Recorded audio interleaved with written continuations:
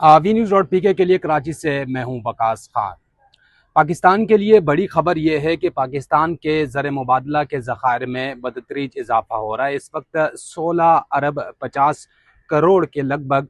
जो ज़र मुबादला के ज़खायर हैं वो इस वक्त पाकिस्तान के पास मौजूद हैं। साथ ही बड़ी खबर यह है कि यूरो बॉन्ड जो हैं वो 1.3 अरब डॉलर के पाकिस्तान ने वापस कर दिए, जिसकी मुद्दत पूरी हो चुकी थी, और साथ ही 3.5 अरब डॉलर के बैरूनी कर्जे जो है वो पाकिस्तान ने वापस कर दिए। इससे खदशात ये जाहिर किए जा रहे थे कि पाकिस्तान की मईशत और ज़र मुबादला के ज़खायर पर मनफी असरात मुरतब होंगे। ख़ास तौर पर ये कहा जा रहा था कि पाकिस्तानी रुपए जो है वो गैर मुस्तहकम होगा, लेकिन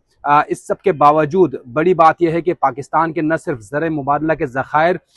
जो है तारीख की बुलंद तरीन सतह पर गुज़िश्ता यानी 4 साल के बारे में कहा जा रहा है कि गुज़िश्ता 4 साल की बुलंद तरीन सतह पर मौजूद हैं। साथ ही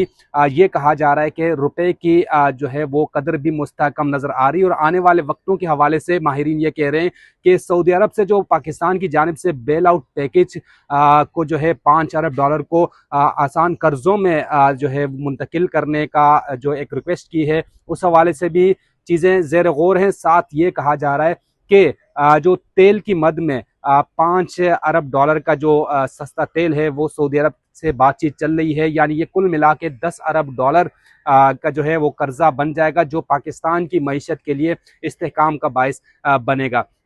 इस वक्त सूरत हाल ये है कि गोल्ड रिजर्व्स भी पाकिस्तान के पास बेहतर हैं, साथ में ज़र मुबादला के ज़खायर भी बेहतरीन पोजीशन में मौजूद हैं, और मुस्तकबिल में स्टेट बैंक ये चाह रहा है कि